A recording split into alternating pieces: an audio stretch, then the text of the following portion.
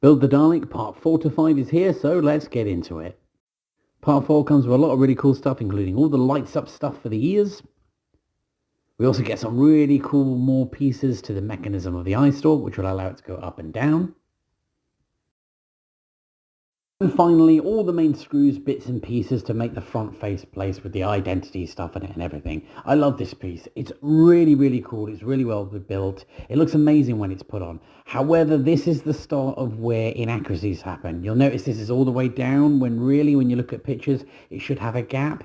A little bit annoying, but it's one of those things. I think it looks great. It's just a shame when you look at the eye stalk and the ears, how much detail they put on those screws, all the lights and stuff. It almost looks exactly how they made the originals, but in smaller scale. It's a shame, but you know, they got the headlights amazingly right. The headlights are fantastic and they just look exactly like the shows.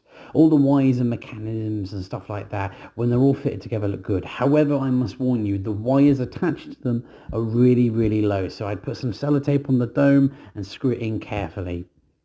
When it does work, the lights look exactly like this. Now, this isn't what it's going to look like in its final form. It's just to see if the lights work. Both of them work, and it's great. Even though mine broke in the first issue, I got a replacement, so I now have 2 headlights, which means I don't have to wait for like 3 weeks, 4 weeks for the other parts. So I'm happy with that. And altogether, all the lights and stuff, it just looks great, and I really am excited to see where the rest of this model goes.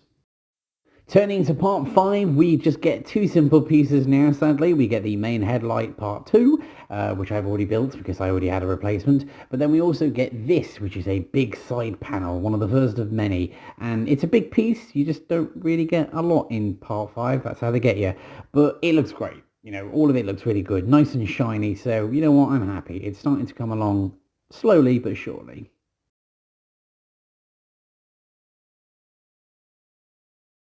Let's take a look inside the magazines of part 4 and 5. For part 4, we get this interesting look at the Dalek models, which is really cool. Episodic form is Asylum of the Daleks. Do you remember Asylum of the Daleks? Well, the behind the scenes shows you that awesome moment when all these different Daleks were supposed to be in it, but got sidelined, which I haven't forgiven them for. But it's cool. Then we get behind the scenes stuff about the eye stalk and all the different things that it can do, which I found very interesting, and a step-by guide of what to do. Magazine 5 shows us all about the Dalek Civil War in the TV series, and we get part 1 of Remembrance of the Daleks, a great story indeed. Really loving all these behind-the-scenes features and stuff that we get every week. One thing that I love about this one is we get the Special Weapons Dalek feature, a great prop, and a behind-the-scenes of what we have to do with the model. One thing that I love, that every week we get a different poster. Awesome posters as well. Some of these I haven't seen for years. It's just really nice to have them all. So join me next time for part 5.